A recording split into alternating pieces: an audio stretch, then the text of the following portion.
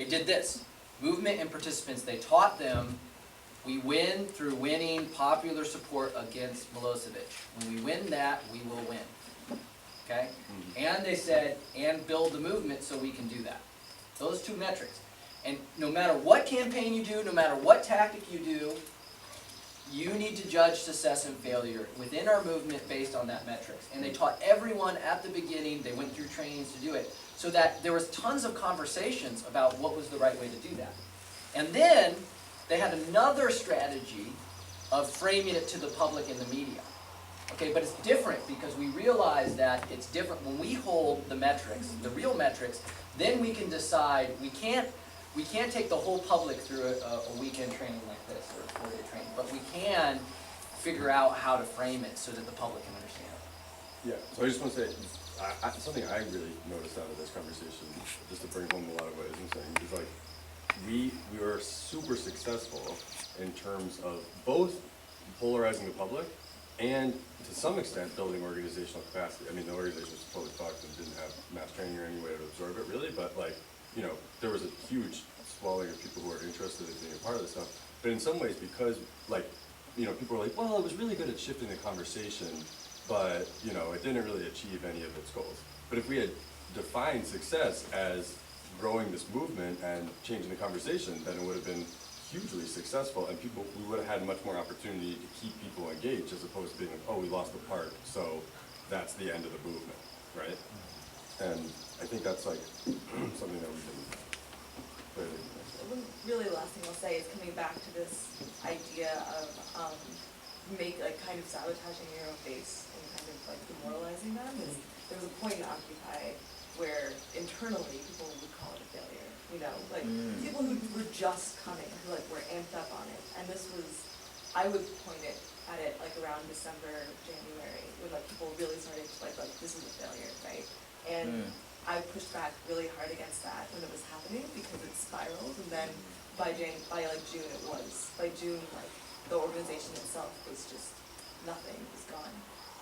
So that's like a really self-fulfilling thing that I think is super applicable in Occupy as well. So if you do this, you can have instrumental, you can do what Carlos is saying. You can win, you can lose successfully. You can actually have campaigns. You might not win the fracking legislation, but your movement's still, your participants are still jazzed because they feel like they won because they built the movement and they polarized. Just before we go to Mark, and we get another example, because our example's good, but we're going differently. Okay. In the Dream Movement, when we did this campaign in 2010, it was so hilarious because we were all freaking depressed. And the day of the vote, Univision, I think I shared this yesterday, right? Put it on the TV, and like all these hundreds of thousands of students watched the thing. And then we were like all depressed, and of course, you know, but because United with Dream at that time, and still maybe some days, had a big absorption process, a lot of trainings. We had a lot of new people come in. And that same story will happen, and I'll look at Renan Maffitt to tell the truth now, that people will say like, oh, I watch you on TV. You are awesome, right? And this is the thing about it. It's like we were not even thinking of framing it to the dreamers that were not participating. But the dreamers that were not participating, actually, they never seen undocumented young people stand up like that. Wear caps and gowns, be proud, say they're undocumented and afraid, take over government. So when they were in the house, they're like, I didn't know this existed, right? And then through the absorption process, a lot of people came into the movement. And then we had a huge amount of growth, right? Which to us, we almost bankrupt with our largest Congress that next year. So I just want to share that there's all these perceptions going on that are pretty cool. So we're going to do one more example, and then we'll talk about our strategic objectives. And maybe, Paul, if you can frame Mark's conversation. So, Mark, you want to set it up, but I want to give one more example that's very similar to Occupy, and it's the example that I was really involved in after Seattle in the Global Justice Movement. So the Global Justice Movement, we framed Seattle within an action scenario. The movement had this idea of, I know I've been cussing way too much, but this was actually the frame, is shut the fucker down. That was like the frame of whether or not there was success or failure, is whether or not we shut down the WTO. And guess what? We shut down the WTO, right? The negotiations fell apart, they shut it down for multiple days. So the movement thought it was successful, but they thought it was successful based on the action scenario. which is a lot like Occupy. They thought it was successful because you actually took the park. Because that's the way they framed a lot of people, not everybody, but some people framed it, and that became, within the movement, the frame. So then, guess what they did? They replicated the same strategy in Washington, D.C. with the World Bank and IMF meetings in A16. We had a strategy that was, shut the fucker down. Well, the problem is now, is they have helicopters, okay? They have, like, militarized stuff, and they know that that's our strategy. So they're doing, basically, there's no way. They shut down the federal government for 3 days in response to the protests. Okay? But that wasn't our goal. Our goal was to shut the meetings down, okay? We got massive amounts of press coverage around a whole variety of issues. New York Times did week-long editorials and stories about Jubilee 2000, around AIDS, drugs in Africa. All these things happened because of the protests. Public opinion around neoliberalism, which is really in Latin American countries, the global justice movement is called the anti-neoliberalism movement, right? But in the United States, we don't have that concept, so we call it the global justice movement. But regardless, the whole critique about neoliberalism was absolutely elevated. Public opinion shifts dramatically changed. And you know who told us this? Our opposition told us this. The opposition, the World Bank and IMF said that this was a public relations disaster. That people don't know much about actually what the World Bank, IMF, or the WTO actually does, but they think that they suck. Okay? So, they don't really know why exactly, but they know they suck. Okay? So, we had huge, when it came to polarization around our issue, did we win polarization around our issue? Yes. Did we build the movement capacity? Yeah. Massive growth, like a lot of side issues. The National Labor Committee, this little tiny nonprofit, doubled in size. Got, you know, Charlie Kernigan, who at the time was sort of a friend of mine, his organization doubled in size. Okay, many of these side Jubilee 2000, that campaign exploded, created local chapters all over the place after that movement. Okay, after A16. I was depressed with all these other people, okay? Tons of depression. And because of that depression, people were desperate, and a lot of people resorted to talking about, we need to shut it down, and the way we need to do that is throw Molotov cocktails and bombs and all this other stuff. And some of that was because of the desperation of feeling like we were failures. Were we really failures? Okay. So, people in the labor movement still to this day tell me that the global justice movement was a failure. And I say, no, it wasn't. It changed public opinion around neoliberalism. And that changed not just public opinion in the United States. The problem is that because we have monolithic power understandings of the media, a lot of times these global activists feel frustrated because they can't get press, but we can. Yvonne Marovic is like, oh, it's so great you're in the belly of the beast, because you guys could get press more easily, and that changes whole world opinion. So Seattle was the coming out party, which the movement, neoliberal movement, was really led in other places, but Seattle got the most amount of press coverage throughout the globe around a lot of these issues. So it created a shift in public opinion around neoliberal all over the place because of that action. I'm not saying it was the only thing. Bapatistas, lots of other people also were part of the movement. So what did that mean? What did the shift in public opinion really get us? Did it really create incremental demands? And I have an expert here who happens to be my brother who writes about this. He wrote a series of articles about this question exactly, which is, can you measure public opinion and whether or not it translates into incremental demands? And in this case, it's really interesting because it wasn't just U.S. public opinion, it was global public opinion around neoliberalism. Okay, so I'm just going to try to talk for a few minutes about some of the ways that the global justice movement did, in the end, have an impact and did change some of the things. I mean, well, first of all, I mean, I think there's a reality check here. Social change is really hard, right? Like, this stuff is really hard. And we don't always win, right? I mean, sometimes there are legitimate movement failures.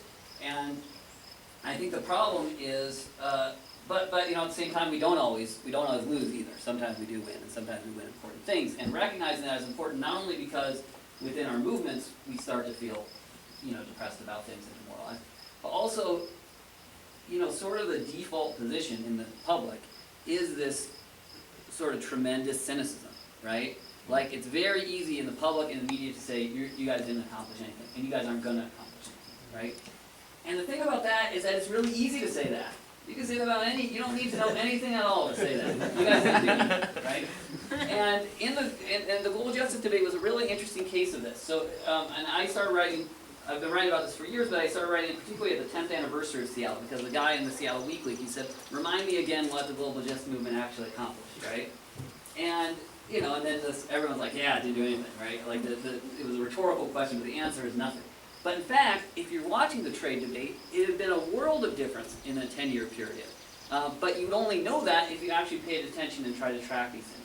So normally I give a 45-minute talk about this. We're going to do it in 5. So I'm just going to fly through this. And if anyone wants to talk about any of the stuff later, we can. So the World Trade Organization, this movement primarily targeted international financial institutions, the World Trade Organization, International Monetary Fund, and the World Bank. And the idea was that the United States, particularly in the 90s and the Clinton years, instead of installing a military dictator in another country, instead of using hard power like that, it was using these economic mechanisms as a way to control other countries' economies and to implement this program of neoliberalism. That was privatization, deregulation, austerity. Privatization is handing over the public economy to private corporations.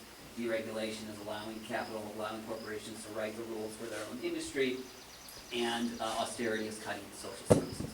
Okay, the first thing that happened, the WTO in the 1990s, the WTO was expanding. It was passing new rounds of trade talks. It was trying to advance their agenda. That stopped in Seattle. Those talks fell apart. Subsequently, they tried every 2 years to bring this back together. It has never since that time gotten back on track. Very recently, they made a little progress. We had 10 years of stagnation. There was an analyst in the Philippines named Walden Bello. He said, they like to call these talks like the Seattle round, is like the new round of trade talks. He says, we need to call this the Dracula round, because this thing is an undead state. They try to bring it back to life every 2 years, and it just doesn't go. Free Trade Area of the Americas. This was an attempt to expand the North American Free Trade Agreement from the tip of Canada down to the tip of Argentina. It encompassed the entire hemisphere. In the 1990s, this was considered a done deal. This thing was going to happen. Every economist would tell you that. Major protests in Quebec City in 2001, in Miami in 2003, around the FTAA. It falls apart by 2005. This thing is gone, totally collapsed, does not exist today. Okay, part of that was because of protests, right? Part of that was because of changes in governments.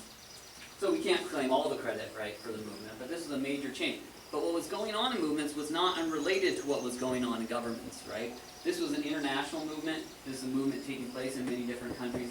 And it was rejecting that paradigm of neoliberalism that had governed from, say, 1980 to 2000. And what you had is, in country after country, particularly in Latin America, you had candidates and parties that were, the incumbent parties, the elected officials, had been running on a program of neoliberalism. Those people were getting thrown out, often by movements and candidates that were directly tied to these movements against neoliberalism. And so you had this revolt throughout Latin America. Again, we're going to go through this super quick. Sorry. This is what Latin America looks like in 1998. You got a left country in Cuba, right? The rest are neoliberal governments, flat out. Well, this starts to change. Venezuela, where Chavez takes power in 1999, that process develops over several years. That was the first beachhead. Brazil, Lula da Silva wins in 2002. Major union leader, they started a party, the PT, which was sort of the equivalent of like a Greens party, the crazy left party in the 70s. Lula da Silva was a metal worker, an auto worker. He lost one of his fingers in the auto plant. This guy now becomes the president of Brazil. Argentina, you have total economic collapse in 2001. The Kirchner's finally take power in 2003. The Kirchner's have a mixed record, but he's running on an explicit program to reject the IMF austerity program. And in fact, they canceled a massive amount of Argentina's public debt to IMF. So there's a clear rejection of IMF there. They're re-elected in 2007 and 2011. Uruguay, you had a guy who ran the public campaign against the World Bank's effort to privatize the water system. They win in Uruguay, and then later in 2007 they elect an even more radical guy. Now Mojica is a very interesting guy to look up. They drive around the Volkswagen Beetle to work, and really interesting guy. Bolivia in 2005, Evo Morales, maybe the candidate most connected to social movements, gets elected in Bolivia. Chile, you have Bachelet at the time, who then lost and is now back, Nicaragua. So now this is an interesting situation because then you have countries where in Nicaragua, Daniel Ortega won. Now there's debate about whether he should even be considered a leftist, but the interesting thing is that even the political opportunists at this point are sort of knowing which way the wind is blowing. So in the 90s, if you were a political opportunist, you ran on neoliberalism. In the 2000s, if you're a political opportunist, you run against neoliberalism. So this is what Daniel Ortega does, right? So you have candidates now who are adopting a left policy. Honduras, where there's later a coup, you have this guy Zelaya, who becomes more and more radical and then is ousted. In Ecuador, you had Rafael Correa, who was a left-wing economist, explicitly against the IMF. Paraguay, you had this guy who was known as the Bishop of the Poor. He subsequently ran into some problems, but he was elected on a liberation theology platform and against neoliberalism. El Salvador in 2009, you finally have the FMLN, which was the main opponent of the United States, and throughout the 1980s, the former guerrilla movement now takes power for the first time in El Salvador. Peru, again, is Humala, similar to Ortega. You have debates about whether he should be considered a leftist, but definitely running on that. Mexico in 2006 comes within 1/2% of electing an opposition candidate. This is Latin America in 1998. This is Latin America in 2011. Right? It was a pretty amazing transformation of the environment. Within the development debate, you had a big shift in debate, and what happened is the pillar of professional economists started to fall. Right? So throughout the 1990s, all economists were pro-corporate globalization. And what happened is after Seattle, you started to see defections. One of the biggest was Joseph Stiglitz, who was the chief economist for the World Bank. He defects, becomes a major critic of the IMF, and then he wins a Nobel Prize. So this was like very inconvenient for them because they were trying to discredit the guy and sort of saying he was worthless, and then he wins a Nobel Prize. So this guy now becomes a major critic in the development debate, and sort of this program of corporate globalization comes under attack even within the economics profession. And this results in a couple of many changes, but on a number of concrete issues. So one is debt relief. This was an issue, it's a fairly technical issue, but it's saying that countries, particularly in Africa, are saddled with these unjust debts, that, people in the U.S. think that we're sending charity money to Africa. In fact, there's a net inflow of money back to the United States in debt payments from these countries. Right? And that's an issue that became a very popular issue for politicians to sort of sign on to after the movement to prove that they were doing something, right? 2005, they enact a major deal on debt relief that results in a transfer of funds of $1 billion per year back to the global south, right? As a result of this movement. And that was a campaign that they've been running on. People in the Jubilee campaign have been pushing this for 20 years. It got a huge boost by the summit protest.